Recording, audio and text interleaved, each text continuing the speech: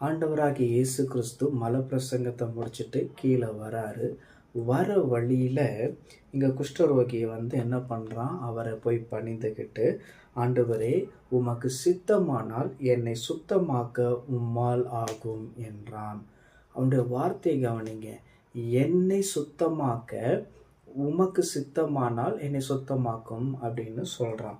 அதுக்கு இயேசு தமது கையை நீட்டி அவனை தொட்டு, எனக்கு சித்தம் உண்டு, சுத்தமாக என்றார். உடனே குஷ்டரோகம் அவன் நீங்கி சுத்தமானான். இன்றைக்கு நம்முடைய வாழ்க்கையில் நாம் எப்படிப்பட்டவர்களாக இருப்போம் என்கிறது ரொம்ப முக்கியம்.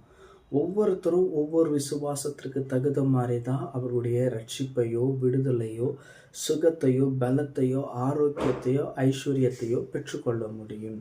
இங்கே குஷ்டரோகி பார்த்தீங்க அப்படின்னா, அவனுடைய விசுவாசம் எப்படிப்பட்டதோ அதை போல அவன் என்ன பண்ணுறான் அப்படின்னா, அந்த சுகத்தை அவன் பெற்றுக்கொள்ளுகிறான். அவனுடைய விசுவாசம் என்ன அப்படின்னா, நமக்கு சித்தமானா என்னை சுத்தமாக்கும் அப்படின்னு கேட்குறான். அதே அடுத்த பகுதியில் 100க்கு அதிபதி கிட்ட சொல்கிறாரு, ஆண்டவரே நீர் வருவதற்கு என்னுடைய வீடு பாத்திரம் அல்ல, ஆகிலும் ஒரு வார்த்தை சொல்லும் என்னுடைய வேலைக்காரன் சுத்தமாவான்னு சொல்லிட்டு சொல்கிறாப்படி. இவங்க 2 பேருக்குள்ள இருக்கிற விசுவாசத்தை கவனித்து பாருங்க. அதில் 100க்கு அதிபதியினுடைய விசுவாசத்தை தான் தேவன் மேன்மைப்படுத்தி காட்டுகிறார்.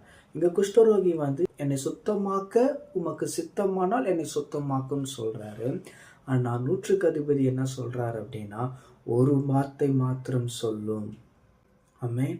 அப்போது அவர்களுடைய விசுவாசத்திற்கு தக்கதாக தேவன் அவர்களுக்கு சுகத்தை அளிக்கிறார். ஸோ நம்முடைய விசுவாசம் எப்படிப்பட்டதாக இருக்கிறது? ஆண்டவர் சொல்லுகிறார், கடுகளவு விசுவாசம் உங்களுக்கு இருந்தால் அந்த மலையை பார்த்து பெயர்ந்து சமுத்திரத்திலே தள்ளுண்டு போ என்று சொல்லுவானாகில் அது என்ன பண்ணும்? பெயர்ந்து சமுத்திரத்தில் போய் தள்ளுண்டு போகும்.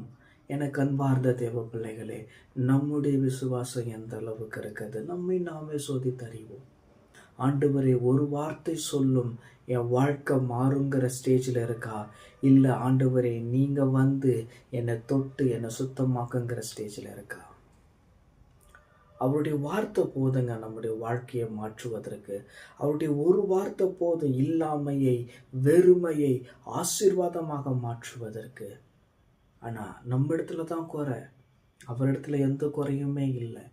ஸோ முதலாவது நம்மை நாம் மாற்றிக்கொண்டு அவரை பின்தொடர்வோம். ஆண்டவரே நீர் ஒரு வார்த்தை சொல்லும் என் வாழ்க்கை மாறும். ஆண்டவரே ஒரு வார்த்தை சொல்லும் நான் சுகத்தை பெற்றுக்கொள்ளுவேன். ஒரு வார்த்தை சொல்லும் நான் விடுதலை ஆவேன்.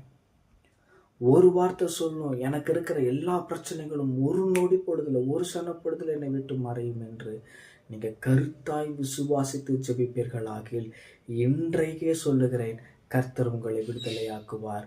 ரட்சிப்பை நீங்கள் சுதந்திரித்துக் கொள்ளுவீர்கள். ஆசீர்வாதத்தை சுதந்திரித்துக் கொள்ளுவீர்கள். ஆமென். God bless you.